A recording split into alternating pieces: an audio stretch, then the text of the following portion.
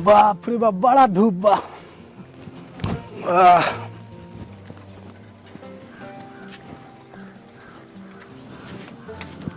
बाप रे बाप। ए चटकारो तो कहाँ बारू हो निकला बारी ओई बेर से चिल्लाता नहीं तरह देखा सुनात। घाम से आइल बनी पूरा घाम आइल बनी पानी नहीं लिया तनी पियाओ। ओ आओ ना हो घर से बाहर निकलो ना।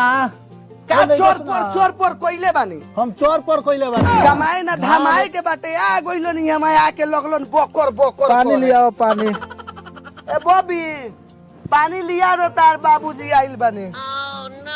बड़ा धूप लागल बा। और भोला बबुआ कहत रहनी हाँ। कि पंडित दलाल बाड़े नु हाँ। उहे लइका देखले बाड़े के न तो जाके पता करी ना। अरे ठीक बात जाता नहीं पनिया तनी पी ली। पी ली।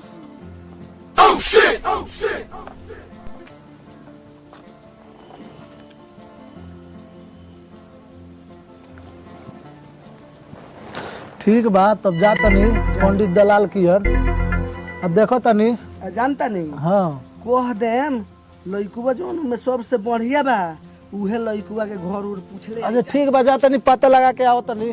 जाई ठीक बा। देखो साला हाथ में पैसा नहीं क्या घरे गईला पर मेहरारू खूबसूरतिया उहू में जाए के बा पंडित दलाल लगा देखो का होता अब। बाप रे घाम देखो साला घाम के वजह से चलल नहीं खे जाइला।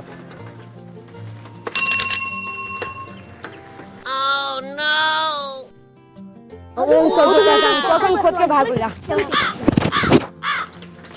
बाप रे बड़ा धूप बा। रे खोदना के बेटा रे तोरा के चिन्हता नहीं रे खतना के लइका रे तोरा माई के लाइक आई रे लइका बुझात। अरे खोदना के लइका रे ना मनबे। पंडित जी बानी पंडित जी हाँ ये देखो मार दो। पंडित जी महाराज उठी।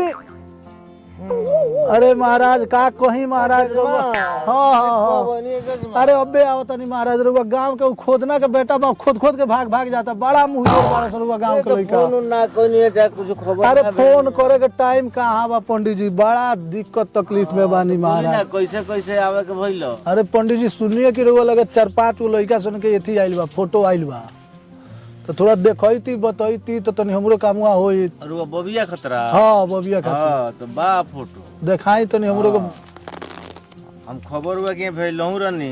हाँ भेजे रहनी। हां जाकर हुआ भेंट करती देखी ना ये तो लड़का के फोटो बा। लइकवा तो ठीके लागता लौकता।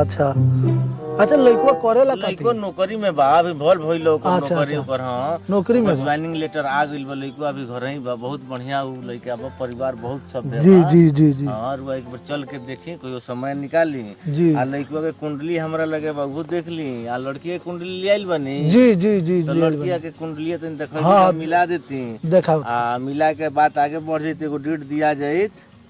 लड़का के कुंडली बा तो अपना लड़की के कुंडलिया तनी हमरा के देखैती कहां कुंडलिया तो हम कुंडलिया मिला लेती मिलाई।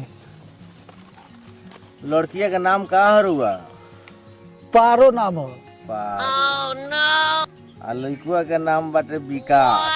कुंडली हो गई आई लड़की की कुंडली हो गई दोनों का मिलान हो जाता बढ़िया बा।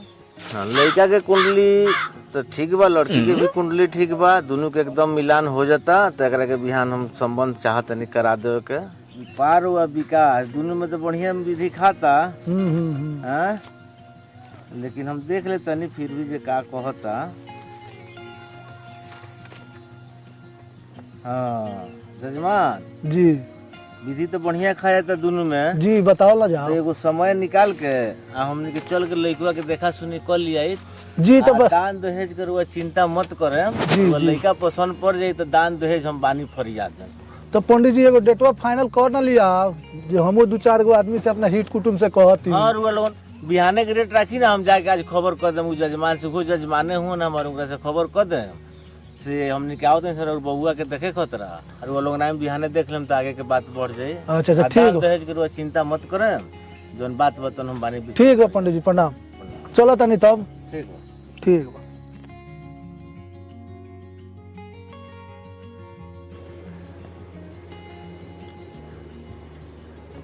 कारे भी कसवा सुननी है तू अगुआ होता रसा तोरा के कला करे है हमरो उड़ते उड़ते कहीं से खबर मिल गई हो।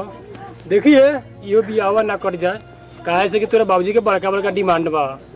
रुक बाबूजी से हम चलते पूछे। ठीक बा। का हो बाबू पूरा गांव में ढिढोरा पिटा गयल हमरा पता नहीं है काजी रे। अगुआ उतर सा। हाँ पंडित जी फोन कैले नहीं हाँ सुबह ही यहाँ का कर रही है झाड़ रही तारी।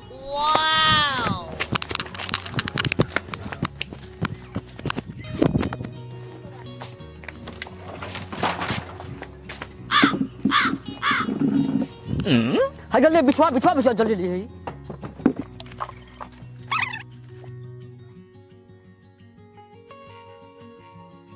ए दलाल पंडित जी कब ले सन सर बाबू अभी तक ना आइला सन नाश्ता सब पला गइल बा।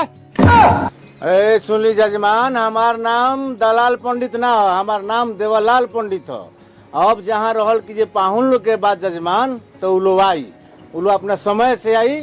रउआ कहला से उ लोग रउआ पहले ही अगर दुआर पर पहुँच ना जाई। 10 आदमी के बिटोरे में टाइम लागेला, 10 आदमी यही तरह ना गोटा हो जाए।